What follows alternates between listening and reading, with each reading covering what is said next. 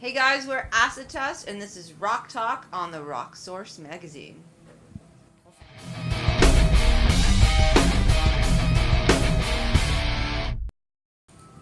Acid Test stopped playing together 25 years ago. A lot of time and many life experiences have occurred since then.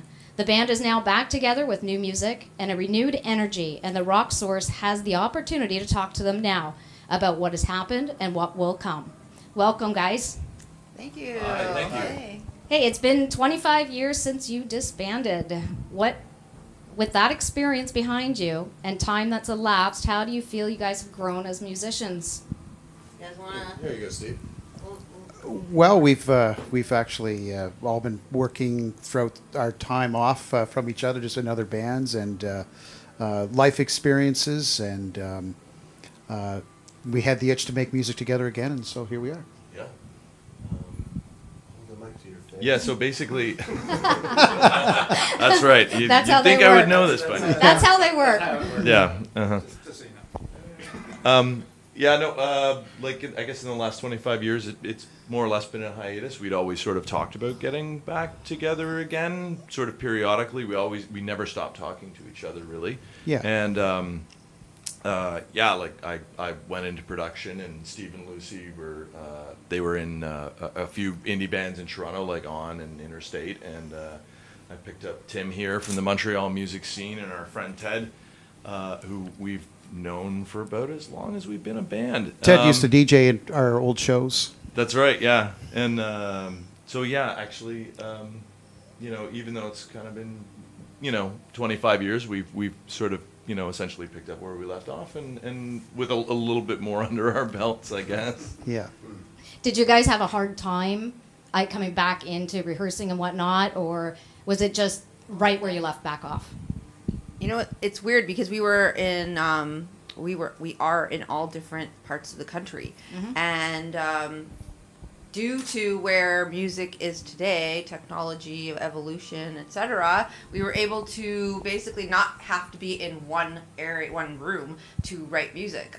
So we were swapping files through Dropbox, through various sources, digitally, and it started actually from the East Coast to West Coast. Steve's from Nova Scotia, Adam's from BC, and they were writing, swapping files, and I was in the middle in Toronto, and I heard about it, and I said, hello, I'd like to be in on this too.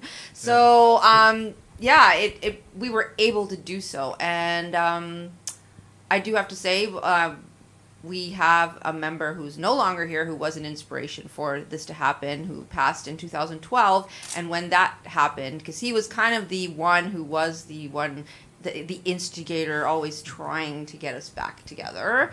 And when that happened, it was almost like a mission that we had to kind of fait accompli, per se. You can say that. Okay, I will say that. He was definitely the catalyst. Mike was the catalyst to get us kind of doing this again. Take it seriously. Yeah. Your new EP is named in honor of your former bandmate. Can you describe how Mike is in your thoughts right now and what he'd be thinking? He'd probably be trying to crack a joke, or Mike was a funny guy, and but always really he's sort of a jack of all trades sort of dude. So he wouldn't, he'd start with DJing, and then he'd go into keyboards, and then he'd try guitar, and I don't know. I guess in terms of what I'm thinking, I'm really glad that we got to do this, and I'm glad his name's on it. I'm really proud of that. He was. I don't think there was a day when we were, writing songs either remotely or when we went into the studio where there wasn't, a day that we didn't mention him or think about him. Our writing style was almost influenced just by thinking about the guy. So he was really integral to what we did, and we miss him. And this is, how we Dedicated honor to him. that, Yeah, so. pretty much. Yeah. Big Did- inspiration. Did you guys have a hard time with you living so far apart? You know what's funny? Because you asked about, was it hard to get back together and write? And it's weird because when we got back we met up in Toronto once we had written material all together digitally, and just getting in that room and rehearsing for the first time in Toronto, it just came kind of naturally. It was like we didn't skip a beat, really. I found the chemistry was still there, and so it just happened. Even with the new guys, like it just kind of all fell. Yeah, The new guys. the new guys. Yes. The minute that these guys stepped back into the studio, it was like nothing had changed at all. It was really, the chemistry was there from the first lick. That's always good to hear. What can people expect from the new and improved acid test? I think you're going to see a homage to what we represented before, but I think there's definitely a fast forward into today. You can't help it to be. It's 2018, so I think you're going to see the same a lot band with a lot of chemistry, a lot of love. We've got a lot of things we want to say, and just a good time. We're here having fun. I think one of the things that we sort of definitely decided with this record, as well as it being about Mike in some ways, was also that we really felt like we kind of left off with a lot of really unfinished things that needed to get put down, and I would say that we're all really happy with what we put down.